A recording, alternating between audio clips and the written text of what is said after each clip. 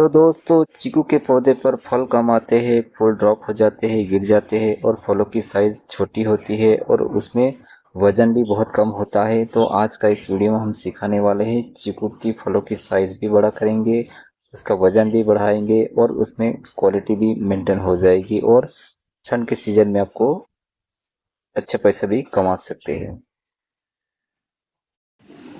नमस्कार किसान भाइयों, मैं हूं आपका दोस्त। मेरी यूट्यूब चैनल में आपका बहुत बहुत स्वागत है। तो आज हम इस वीडियो में बात करने वाले हैं जो किसान भाई चीकू की खेती करते हैं तो उसकी फलों की साइज़ और वज़न कैसे बढ़ाए। तो दोस्तों बहुत इंपॉर्टेंट वीडियो है जो आपको कोई यूट्यूब चैनल पे नहीं मिलेगा। मेरी चैनल पे आपको A to Z जानकारी मिलने वाली है।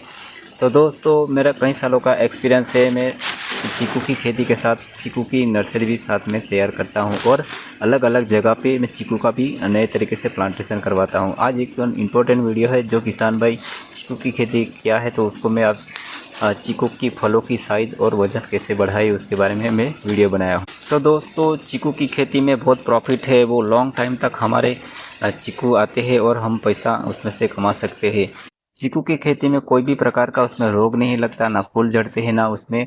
सिर्फ आपको चीकू की साइज़ अगर छोटा होता है तो ठंड के सीज़न में होता है और चीकू जल्दी उसी टाइम नहीं होता है और उसी टाइम बहुत सारा चीकू का भाव भी अच्छा होता है। अगर आपने उस टाइम चीकू तैयार कर लेते हैं तो आप बहुत सारा पैसा कमा सकते हैं। तो आज इस वीडियो में हम आपको बताने वाले हैं ठंड के सीज़न में चीकू की साइज़ और फलों को कैसे बढ़ाएं।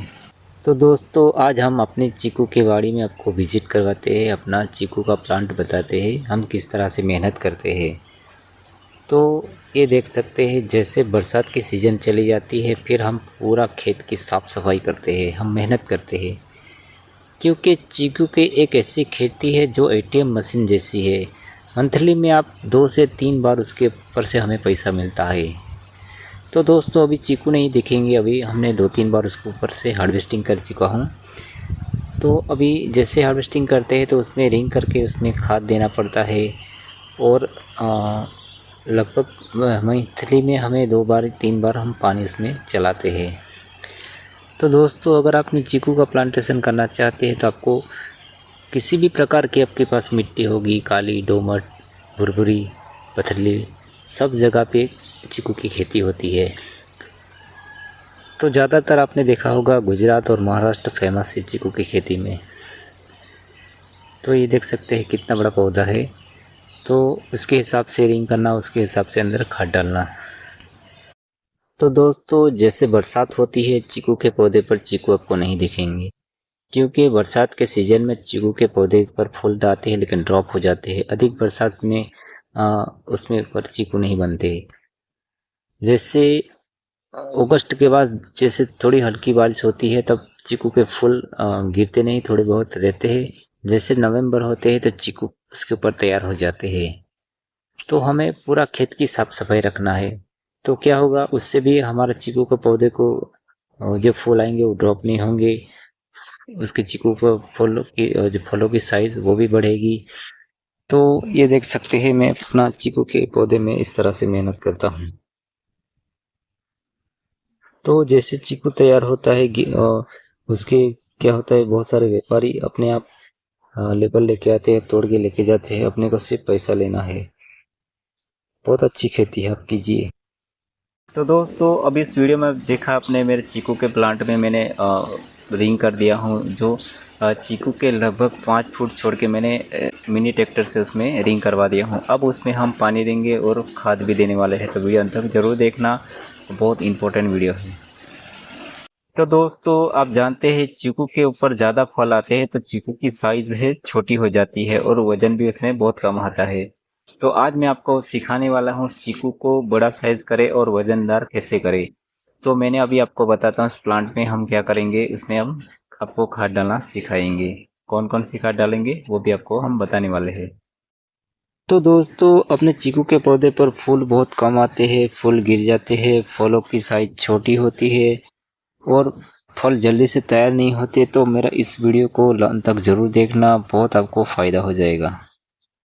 तो दोस्तों चीकू के पौधे में इस तरह से ग्राउंड रिंग बना दीजिए। मैं आपको बताता हूँ हम कौन कौन सी खाद डालेंगे। तो ये है वर्मी कंपोस्ट और बकरी की खाद।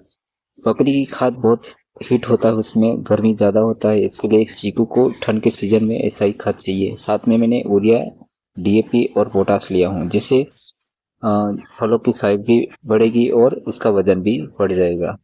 तो पहले लेयर में हम बकरी की खाद और वर्मी कंपोस्ट डालेंगे।